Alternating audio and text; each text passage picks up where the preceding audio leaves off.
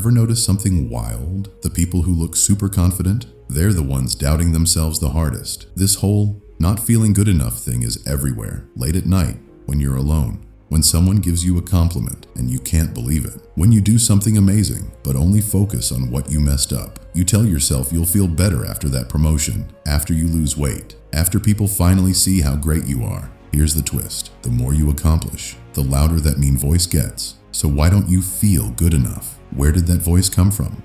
Let me take you back to when you were tiny, too young to remember. You were learning who you were. The only way to do that? Watch the people around you, your parents, the grown-ups taking care of you. Little kids don't have an inside mirror yet. They use other people's faces as mirrors. Scientists call this mirroring. It's how we learn we exist, how we learn we matter. When a baby smiles and mom smiles back, the baby learns, I make people happy. When a kid gets scared and someone hugs them, they learn, my feelings matter. Here's where things go wrong. What happens when the mirror doesn't show the real you? What happens when you wanted a hug but got yelled at? When you got excited and nobody cared? When you needed attention and everyone was busy? You didn't learn the mirror was broken. You learned you were broken. There's a deal we make as kids. We don't know we're making it. It goes like this. If I'm just better, they'll love me the way I need. So you started performing, getting good grades, earning something you should have gotten free. Scientists who study kids and parents found something heartbreaking. Kids ignore their own needs just to stay connected, because connection equals survival. You learned to hide the parts that felt like too much. You buried the parts that seemed too needy. You made yourself smaller so others could feel bigger. Somewhere along the way, you lost the ability to feel good enough, because good enough was never about you. It was about making other people comfortable. The voice that lives inside. Now let's talk about that voice.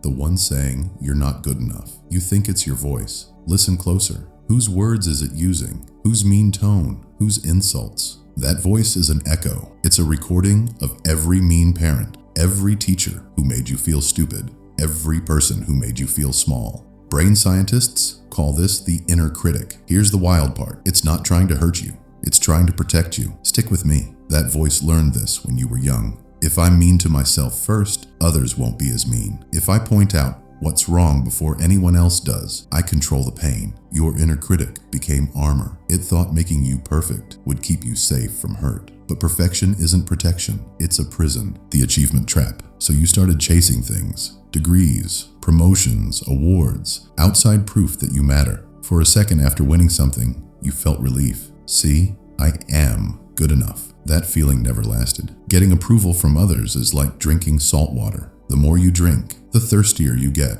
Here's the truth. You don't feel good enough because you're filling an inside hole with outside stuff. You're earning something that should have been a gift. Scientists who study self-worth found this. People who truly believe they're worthy don't base it on achievements. They base it on being human. Nobody taught you that you had worth just for existing. You were taught worth is earned, like a prize, based on performance. So you keep performing. The finish line keeps moving. You never arrive. The comparison trap. Here's where it gets worse. You look at others, and they look so sure, so confident, so good enough. Brain science shows humans naturally compare themselves to others. That's how we figure out where we fit. Here's what happens when you don't feel good enough. You don't compare fairly. You compare your behind the scenes to everyone's highlight reel, your doubts to their confidence, your struggles to their wins. You see someone looking confident and think, they don't have this mean voice. Truth is, almost everyone has that voice. The difference? Some people learn to talk back to it. You never learned the voice lies. The body keeps score. This not good enough thing lives in your body too, not just your brain. Notice what happens when someone compliments you. Your chest tightens, you brush it off, you change the subject fast. Your body can't accept good things because they clash with your story.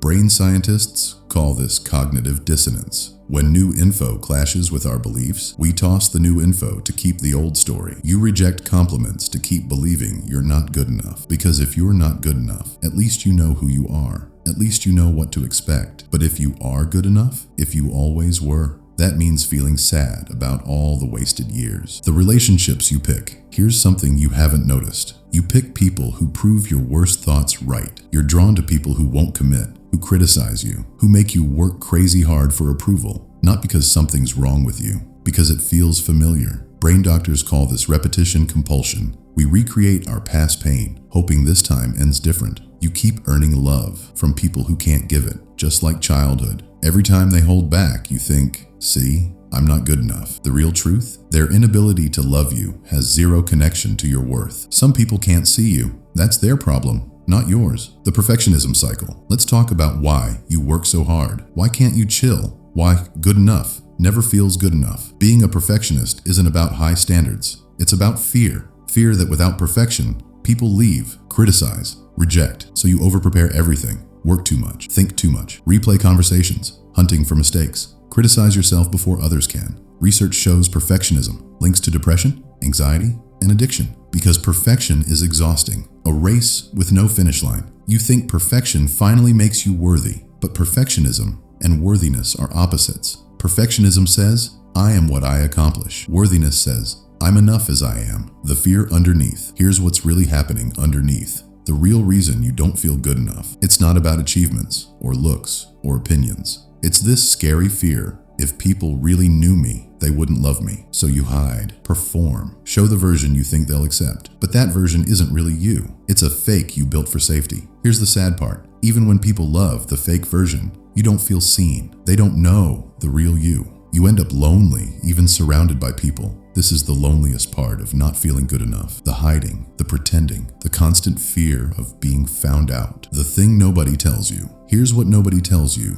about fixing this. You can't think your way to feeling good enough, can't achieve it, can't perform it. This isn't a brain problem. It's a feelings problem. The part that doesn't feel good enough is young. It's the kid inside who needed something and didn't get it. That kid doesn't need more trophies. That kid needs kindness. That kid needs someone saying you were always enough, even when they couldn't see it. Even when they made you feel small, you were always enough. Here's the hard part, that someone is you. You become the parent to yourself that you needed as a kid. The path forward. So how do you start? First, notice the voice, that inner critic. Notice when it talks, what it says, whose voice it sounds like. Then do something wild, question it. Is that true? Or just someone else's judgment on repeat? Second, practice being kind to yourself. When you mess up, talk to yourself like you talk to your best friend instead of beating yourself up. Research shows self-compassion works better than high self-esteem because self-esteem depends on achievements. Self-compassion doesn't. Third, start choosing different. Choose relationships that feel safe. Choose people who see the real you. Stop auditioning for love and start receiving it. Finally,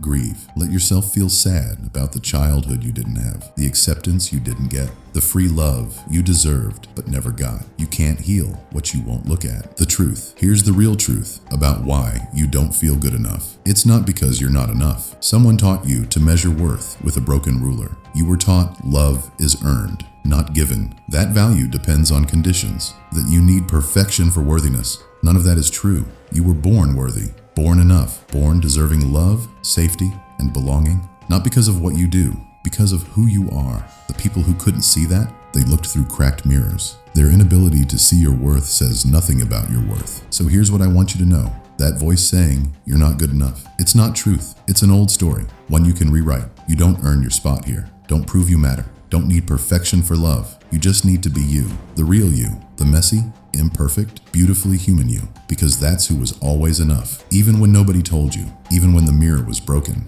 even when you couldn't see it, you were always enough. That's the real journey, not becoming good enough, but remembering you always were.